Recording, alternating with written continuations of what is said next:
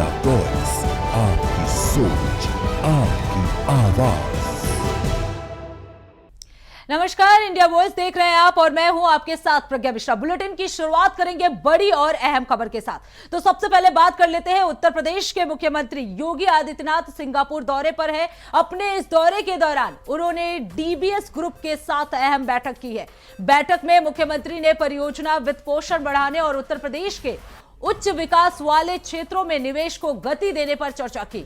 आपको बता दें, डीबीएस ग्रुप को global capability centre, fitness, digital banking और सतत वित्त में साझेदारी के लिए आमंत्रित किया गया है। तो यह बड़ी जानकारी, बड़ी अपडेट आपको हम बता दें, सीएम योगी आदित्यनाथ सिंगापुर दौरे पर है, जहां उन्होंने डीबीएस ग्रुप से मुलाकात की है। आदित्यनाथ ने कहा कि डीबीएस ग्रुप के निवेश से उत्तर प्रदेश के डिजिटल और आर्थिक परिवर्तन को और तेजी मिलेगी। इस महत्वपूर्ण बैठक में दोनों पक्षों ने निवेश और सहयोग के नए अवसरों पर विचार विमर्श किया है। आपको बता दें, यह बैठक राज्य के विकास और निवेश के दृष्टिकोण से बेहद महत्वपूर्ण मानी जा रही है।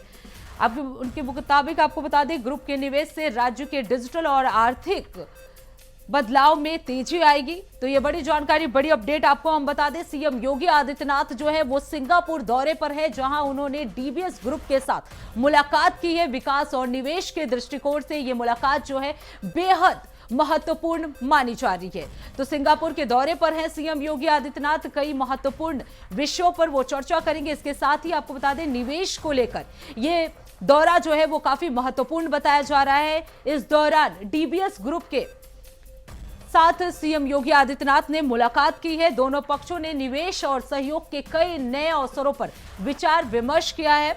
इस दौरान सीएम योगी आदित्यनाथ ने कहा कि ये मुलाकात जो है वो उत्तर प्रदेश के लिए काफी अहम है। कई विषयों पर हमने चर्चा की है। डिजिटल इंडिया की बात उन्होंने की। इसके साथ ही उत्तर प्रदेश में निवेश कैसे किया जाए, कितना महत्वपूर्ण होगा ये निवेश, इस पर भी सीएम योगी आदित्यनाथ ने।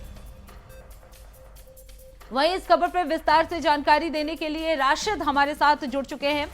राशिद, सीएम योगी आदित्यनाथ जो है वो सिंगापुर दौरे पर है। इस दौरान उन्होंने डीबीएस ग्रुप के से भी मुलाकात की है।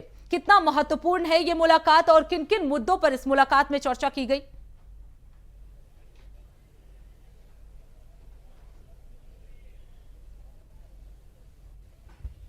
राशिद, आपको मेरी आवाज आ रही है?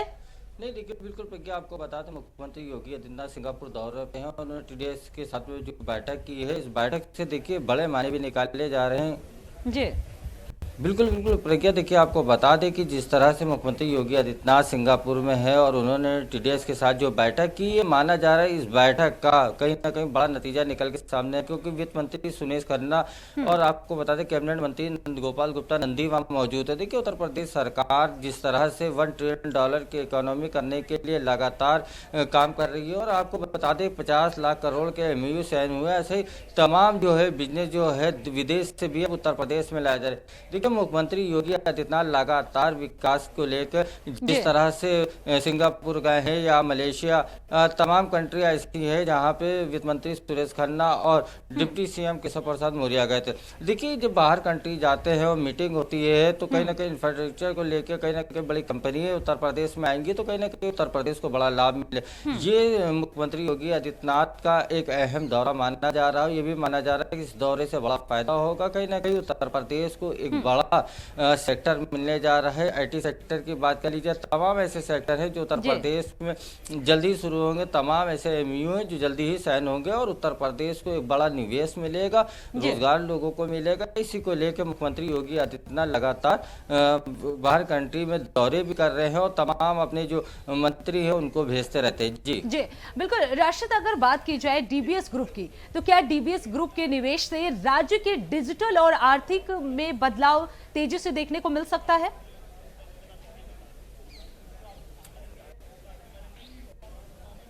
राशिद, आपको मेरी आवाज आ रही है? बिल्कुल, देखिए प्रज्ञा, जिस तरह से आप बता रहे टीडीएस ग्रुप के साथ भी जैसा बैठक हुई तो डिजिटल इंफ्रास्ट्रक्चर जी जी प्रज्ञा, देखिए आपको बता दें कि मुख्यमंत्री जिस तरह से डिजिटल को लेके लगातार जिस तरह की बात कर रहे हैं, एआई का जो है एक बड़ा हब उत्तर प्रदेश में बनने जा रहा है, तो इंटेलिजेंस आर्टिफिशियल को लेकर मुख्यमंत्री योगी आदित्यनाथ लगातार बात भी कर रहे हैं। तो ये माना जा रहा है उत्तर प्रदेश में बड़ा डिजिटल एक हब बनेगा, क्योंकि उत्तर प्रदेश में जिस तरह से आईटी सेक्टर और जिस तरह से डिजिटल का अब दौर भी है, तो उसी को लेकर मुख्यमंत्री लगातार उत्तर प्रदेश में फोकस कर रहे हैं। एआई का देखिए उत्तर प्रदेश में हब बनेगा, उसी को लेकर लगातार जिस तरह से सिंगापुर में मीटिंग हो रही है, माना जा रहा है कि कहीं ना कहीं इसका बड़ा लाभ लोगों को मिलने वाला है। जी बिल्कुल राशिद, अगर बात की जाए, क्योंकि ये साझेदारी जो है वो काफी महत्वपूर्ण, जैसा कि आपने बताया, क्या इस साझेदारी से युवाओं और स्टार्टअप्स को कोई विशेष लाभ मिलेगा?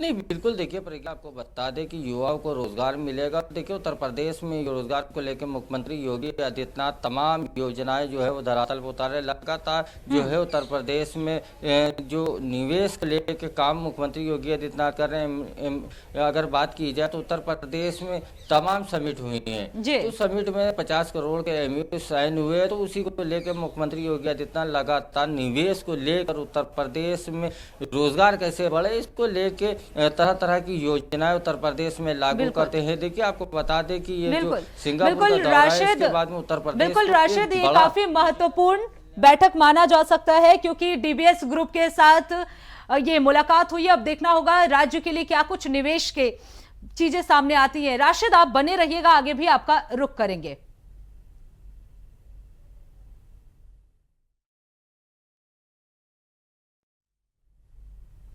अब रुक कर लेते हैं एक और बड़ी खबर की। आपको बता दें, प्रयागराज से जुड़ी इस वक्त की बड़ी खबर आपको बता दें, अभिमुक्तेश्वरानंद पर बच्चों के यौन शोषण के मामले में एफआईआर दर्ज हो चुका है।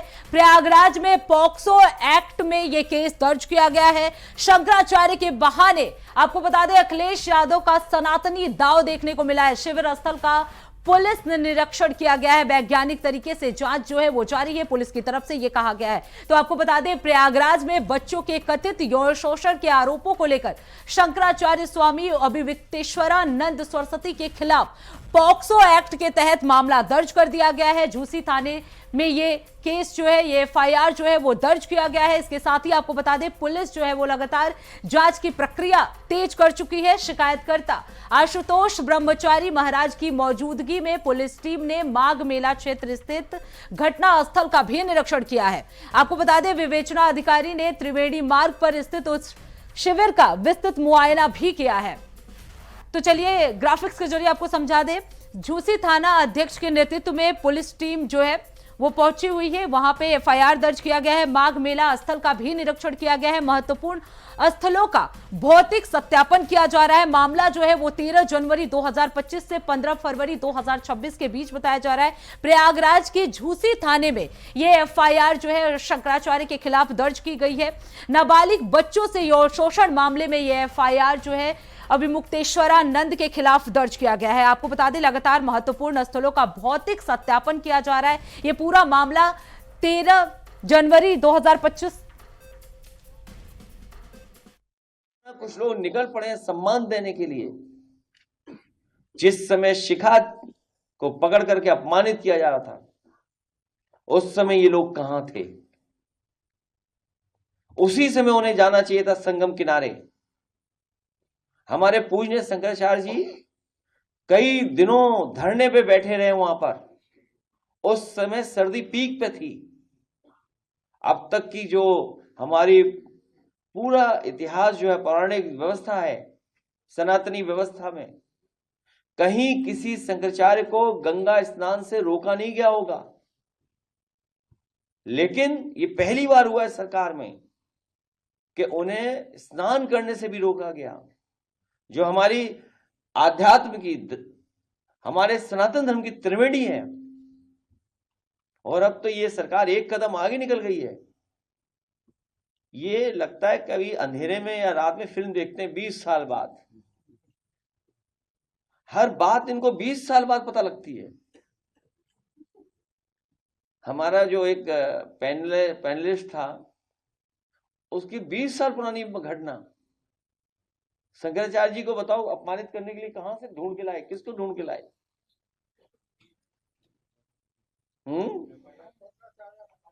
हाँ, हालांकि आदरणीय, पूजनीय, सम्मानित आदरणीय राम भद्राचार्य जी के बारे में बोलना नहीं चाहिए कुछ भी, लेकिन अगर उनका चेला है ये, अगर उनका ये चेला है, अगर उनका ये चेला है तो मुझसे गलती हुई है। हमने कभी आदरणीय पूजनीय राम भद्राचार्य जी पर 420 का मुकदमा था, वो वापस लिया था। मुझे उन्हें जेल भेज देना चाहिए था। और ये बात गलत हो तो बताइए, आप किसी से पूछ लीजिए आप। हमारे बगल में बैठे भाई साहब। तो ठीक है, कभी कभी विचारों को लेकर के कुछ झगड़े हो जाते हैं, लेकिन अब इस सीमा पर चले जाएंगे कि आप आरोप लगा करके इस तरह का घटिया आरोप लगवाएंगे। आप गिरफ्तारी की कार्रवाई करें तो वो भी, हम तो पुलिस का कोई विरोध नहीं करेंगे, हम उसका सहयोग करेंगे। वो जो करेंगे, जनता तो सब देख रही है। देखिए 3 कोर्ट है हमारे लिए, एक निचली कोर्ट है, एक मिडिल कोर्ट है और एक हाई कोर्ट, सुप्रीम कोर्ट है। तो जो निचली कोर्ट है वो जनता है, जनता सब देख रही है और निर्णय देने वाली है। जो मिडिल कोर्ट है, हाई कोर्ट, वो हमारा हृदय है, हम जान रहे हैं कि हम गलत हैं कि नहीं हैं। और तीसरे ईश्वर है, सुप्रीम कोर्ट, वो भी देख रहा है कि कौन गलत है कौन सही है। तो ऐसी परिस्थिति में तीनों कोर्ट से हमको क्लीन चिट है। हमारा अंतःकरण हमारे साथ है, स्पष्ट कह रहा है कि तुम निर्दोष हो। ईश्वर की तरफ से भी हमको वही सूचना है और जनता की ओर से भी। तो जो झूठ है वो अंत में निकल ही जाता है, पता चल ही जाता है कि ये सब बनावटी था। उगरे अंत न होई निभाऊ, हमने बता दिया। तो जो कहानी गढ़ी गई है वो आज नहीं तो कल, कल नहीं तो परसों झूठी सिद्ध हो जाएगी। बात यह है कि हम तो आप लोगों के कैमरों की जद में थे। जो प्रयागराज का स्थान है, उस प्रयागराज में चप्पे चप्पे पर सीसीटीवी लगा है। आप लोग निकलवाइए मेला अधिकारी के यहाँ से कि कितने रुपए का सीसीटीवी खरीदा गया है और वो कितनी जगह पर लगाया गया है और उसकी फुटेज कहाँ है। तो उन्होंने तो चप्पे चप्पे पर लगा रखा था कि कुछ भी घटना होगी हम उसको वार रूम से देख लेंगे। तो उनके यहाँ तो सब रिकॉर्ड होगा ना। हमारी बस तो हमारे शिविर के अंदर नहीं खड़ी थी, क्योंकि पुलिस ने जो हमारे साथ ज्यादती की उसके बाद से हम शिविर के अंदर प्रविष्ट ही नहीं हुए, बाहर ही खड़े रहे। तो सड़क पर ही हमारी बस भी थी और हम भी थे। तो ऐसी परिस्थिति में वो सब सीसीटीवी की कैद में है। दूसरे दिन रात आप लोगों का कैमरा हमारे ऊपर लगा हुआ था और उसमें कहना कि हम ये सब कर रहे थे, कितनी नीचता की बात है। और ये भ्रम फैलाया जा रहा है कि गुरुकुल में ये सब हो रहा है। हमारे गुरुकुल में जब वो लड़के कभी प्रविष्ट ही नहीं हुए, पढ़े ही नहीं, उनका हमारा कोई लेना देना ही नहीं है। वो हरदोई के विद्यालय के छात्र हैं, जैसा कि उनकी मार्कशीट जो मुकदमे में लगाई गई है उससे पता चला है। तो जब वो यहाँ पढ़ते नहीं हैं, लिखते नहीं हैं, आए नहीं हैं, गए नहीं हैं, यहाँ से कोई उनका लेना देना नहीं है, तो उनके साथ कैसे कोई कुछ कर सकता है। और तीसरी बात यह है कि ये कह करके भ्रम फैलाया जा रहा है कि सीडी है, सीडी है। वो सीडी किस चीज़ की है, वो उसको क्यों नहीं सार्वजनिक किया जाता है। इस खबर पर विस्तार से जानकारी देने के लिए शोएब रिजवी हमारे साथ जुड़ चुके हैं। शोएब, जो अभिमुक्तेश्वरानंद है उनके खिलाफ पॉक्सो एक्ट के तहत एफआईआर दर्ज कर लिया गया। हालांकि उनकी तरफ से सफाई भी दिया जा रहा है, लेकिन इस मामले में अखिलेश यादव भी जो है वो सपोर्ट करते हुए नजर आए। देखिए, निश्चित तौर पर अब जो मामला है वो कहीं ना कहीं राजनीतिक रूप से भी पकड़ रहा है। कहीं ना कहीं कुछ राजनीतिक दल हैं जो शंकराचार्य का खुले आम एक तरह से समर्थन कर रहे हैं। उनका कहना है कि एक तरह से साजिश के तहत सारी घटनाएं हो रही हैं, इसको लेकर के अलग अलग बयान भी आ रहे हैं। लेकिन अगर कानूनी प्रक्रिया की बात करें, कोर्ट के आदेश पर जो एफआईआर है वो दर्ज हो चुकी है। अब जो विवेचक है वो उसने अपनी विवेचना शुरू भी की है। कल वो मौके पर जो संगम का इलाका है जहाँ पर शिविर हुआ करता था, उस स्थान पर भी गए हैं। तो ये एक कानूनी प्रक्रिया के तहत वो कार्रवाई भी शुरू हो चुकी है कि एफआईआर दर्ज चुकी है। कोर्ट ने जो आदेश दिया है उसमें जिन बिंदुओं को इंगित किया गया है उन बिंदुओं पर अब विवेचना शुरू हो चुकी है। उम्मीद की जा रही कि जल्दी पुलिस जो जिन्होंने ये याचिका दी है उनसे या जो पीड़ित है उनसे बयान ले सकती है, उनका मेडिकल करा सकती है। इस तरह की तमाम प्रक्रियाएं अब शुरू हो जाएंगी। और क्योंकि कोर्ट से जुड़ा मामला है, हाई प्रोफाइल मामला है, इसलिए इस पर बहुत ही संजीदगी से फूट कर कदम प्रशासन भी रख रहा है, पुलिस भी रख रही है। राजनीति की बात अगर करें तो राजनीतिक रूप से निश्चित तौर पर अब इससे पूरे देश में चर्चा हो रही है, इसके तमाम पहलुओं पर चर्चा हो रही है। कुछ लोग इसको एक तरह से साजिश बता रहे हैं, वही कुछ लोग जांच की बात कर रहे हैं, तो अलग अलग प्रक्रियाएं भी आ रही हैं। जी बिल्कुल। शोएब, अगर बात की जाए, क्योंकि जैसा आपने बताया कि स्थल का निरीक्षण किया गया, उस स्थल निरीक्षण से क्या कोई अहम सबूत मिले हैं, कोई जानकारी? देखिए, सबूत जहाँ तक बात है, क्योंकि मेला जो आयोजन था वो 15 फरवरी महाशिवरात्रि से समाप्त हो चुका, तो वहाँ पे इस तरह से कोई अब शिविर है नहीं, वो मैदान है। लेकिन क्योंकि उस स्थल का जहाँ पे जिक्र किया गया है, वहाँ पे जा करके वहाँ का निरीक्षण जरूर किया है, वहाँ के हालात और जो एक तरह से कह सकते हैं नक्शे के जरिए उस चीज को समझने की कोशिश की गई है, उसका नक्शा बनाया गया है। लेकिन अभी सबूत क्या मिले हैं, क्या मिलेंगे, वो कोर्ट में ही जाएगा, बहुत उम्मीद नहीं की जा रही। बिल्कुल बिल्कुल शोएब, अब देखना होगा कि कोर्ट की तरफ से क्या कुछ और जानकारी जो है निकलकर सामने आती है। बहुत बहुत धन्यवाद शोएब इस खबर पर विस्तार से जानकारी देने के लिए। तो अभी मुक्तेश्वरानंद पर बच्चों से यौन शोषण के मामले में एफआईआर जो है वो दर्ज हो चुकी है। अब रुक कर लेते हैं एक और बड़ी खबर की। आपको बता दें, लाल बरादरी मस्जिद में ताला लगाने के खिलाफ प्रदर्शन देखने को मिला है। मस्जिद का गेट बंद करने से गुस्साए छात्र जो है उन्होंने प्रदर्शन किया है। छात्र समुदाय ने विरोध प्रदर्शन किया। गेट बंद करने को लेकर मस्जिद परिसर में यह हंगामा देखने को मिला है। आपको बता दें, मस्जिद में ताले की घटना पर स्थानीय लोगों का भी विरोध सामने आया है। प्रदर्शनकारियों ने प्रशासन से कार्रवाई की मांग की है। तो लाल बरादरी मस्जिद में गेट बंद किए जाने के खिलाफ छात्रों ने जमकर विरोध प्रदर्शन किया है। मस्जिद के गेट पर ताला लगाए जाने से नाराज छात्रों ने परिसर में हंगामा किया और प्रशासन के खिलाफ नारेबाजी की है। उनका कहना है कि धार्मिक स्थल को बंद करना और लोगों को नमाज अदा करने से रोकना गलत है। छात्रों ने प्रशासन से त्वरित कार्रवाई की मांग की है और मस्जिद का गेट खोलने की अपील की है। इस घटना ने स्थानीय समुदाय में असंतोष को जन्म दिया है और मस्जिद के दरवाजे बंद करने के पीछे की वजह को लेकर सवाल खड़े कर दिए हैं। तो ग्राफिक्स के जरिए आपको समझा दें, यूनिवर्सिटी प्रशासन ने यह आरोप लगाया है मस्जिद में तालाबंदी का विरोध किया गया। नवाब नसीरुद्दीन हैदर ने 1800 के आसपास ये बनवाई थी। लाल बरादरी मस्जिद में ताला लगाने के खिलाफ प्रदर्शन हुआ है। लखनऊ विश्वविद्यालय परिसर में लाल बरादरी मस्जिद है और इमारत को जर्जर बताकर यूनिवर्सिटी प्रशासन ने इसमें तालाबंदी की है। यूनिवर्सिटी प्रशासन ने यह आरोप लगाया है कि यह जर्जर हो चुका है। हालांकि इसे लेकर छात्रों का विरोध प्रदर्शन जो है वो देखने को मिला है। आपको बता दें, 1800 के आसपास ये मस्जिद बनाई गई थी, जहां जर्जर स्थिति में होने की वजह से विश्वविद्यालय परिसर ने इस पर ताला लगा दिया है। तो आपको बता दें, मस्जिद के गेट पर ताला लगाए जाने को लेकर छात्रों का यह विरोध प्रदर्शन जो है वो लगातार देखने को मिल रहा है। हालांकि प्रशासन और विश्वविद्यालय की तरफ से यह कहा गया है कि यह बिल्डिंग जो है वो जर्जर हो चुकी है और इसीलिए इसमें ताला लगाए गए हैं। जबकि छात्रों का विरोध प्रदर्शन जो है वो लगातार जारी है, वो नाराज नजर आ रहे हैं। वही इस खबर पर विस्तार से जानकारी देने के लिए राशिद आरिफ हमारे साथ जुड़ चुके हैं। राशिद, क्या कुछ स्थिति है अभी वहां की? क्या छात्र अभी भी प्रदर्शन कर रहे हैं या हंगामा कर रहे हैं?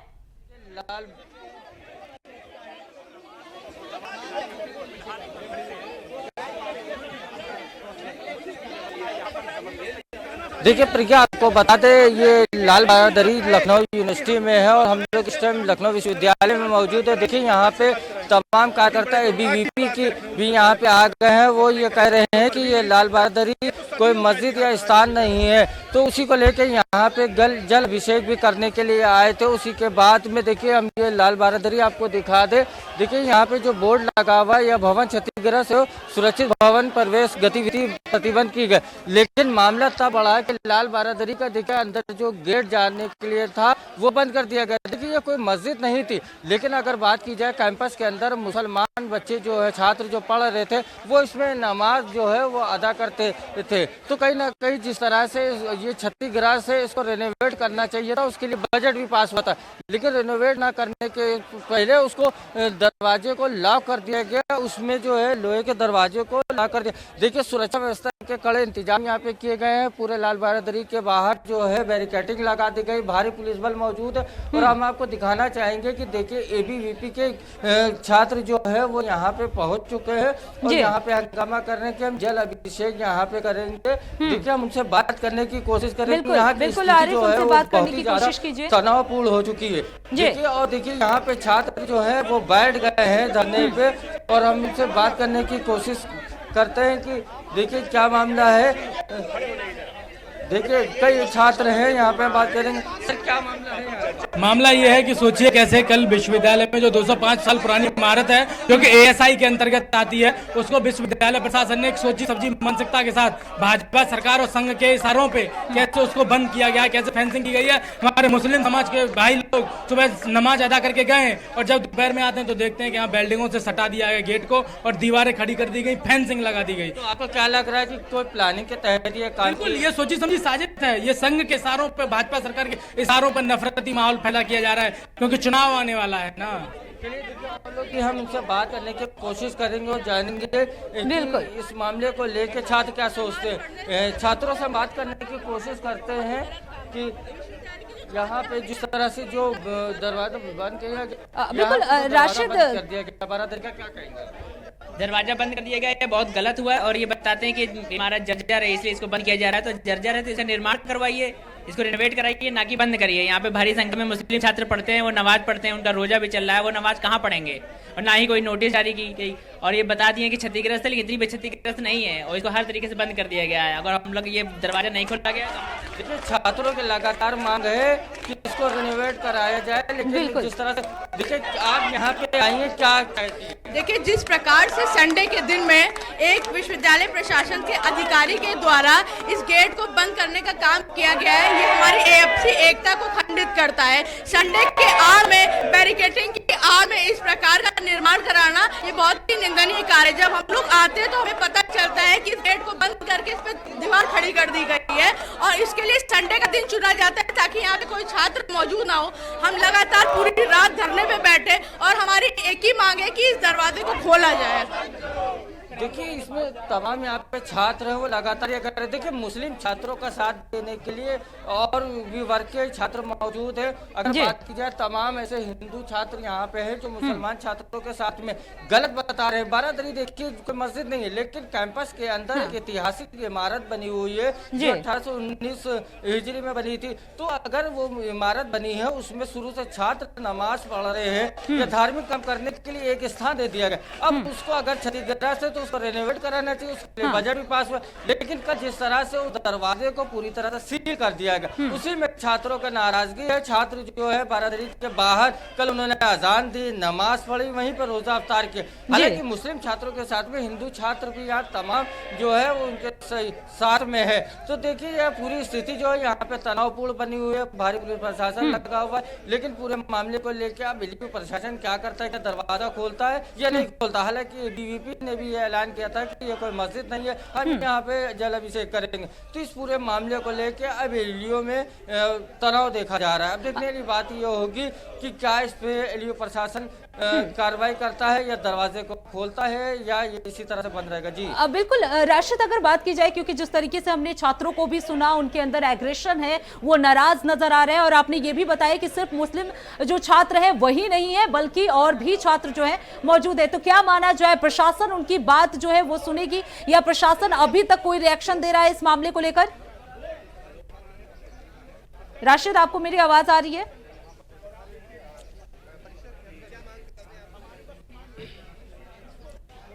नहीं देखिए, हालांकि एलडीओ प्रशासन की तरफ से कोई भी बिल्कुल देखिए प्रज्ञा को बता दें, एलडीओ प्रशासन की तरफ से कोई भी अभी आदेश नहीं दिया गया है। कल देखिए दरवाजा बंद किया गया था, उसके बाद में अभी वो पूरी तरह से लॉक कर दिया गया है। बारादरी के चारों तरफ जो है बैरिकेडिंग लगा दी गई है। दूसरी चीज ये बता दें कि हिंदू छात्रों मुस्लिम छात्रों सब साथ में यहाँ पे जो है नारेबाजी कर रहे, मांग कर रहे कि इसको खोला जाए, लेकिन एलयू प्रशासन की तरफ से कोई भी तरह के जो है निर्देश अभी नहीं आए। हालांकि यहाँ पे एलयू की तरफ से जो सीनियर मौजूद है वो छात्रों को हटाने का काम कर रहे हैं। देखिए छात्रों ने आरोप लगाए सोची समझी रणनीति के तहत ये काम किया गया। जब वहाँ छात्र नमाज पढ़ते थे, रमजान का महीना चल रहा है, छात्र जो है रोजा रखते हैं, 5 टाइम नमाज पढ़ते हैं, ऐसे में उस दरवाजे को बंद करने या सील करने की जरूरत क्या थी? अगर दरवाजा बंद कर रहे थे तो जो छात्र रोजे से रहते हैं मुस्लिम है उनको नमाज पढ़ने की कोई ना कोई व्यवस्था करनी चाहिए। क्योंकि लखनऊ विश्वविद्यालय में तमाम ऐसे छात्र हैं जो बाहर से यहाँ पढ़ते हैं, हॉस्टल में रहते हैं। ये भी एक जिम्मेदारी जो है स्कूल की बनती है कहीं ना कहीं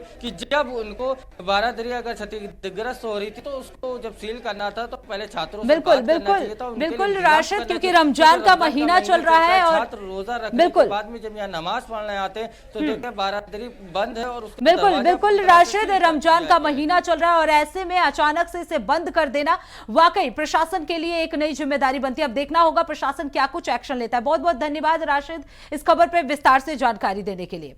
तो इसी के साथ इस खास बुलेटिन में बस इतना ही। देश दुनिया की तमाम बड़ी खबरों के लिए देखते रहिए इंडिया वॉइस। तब तक के लिए नमस्कार।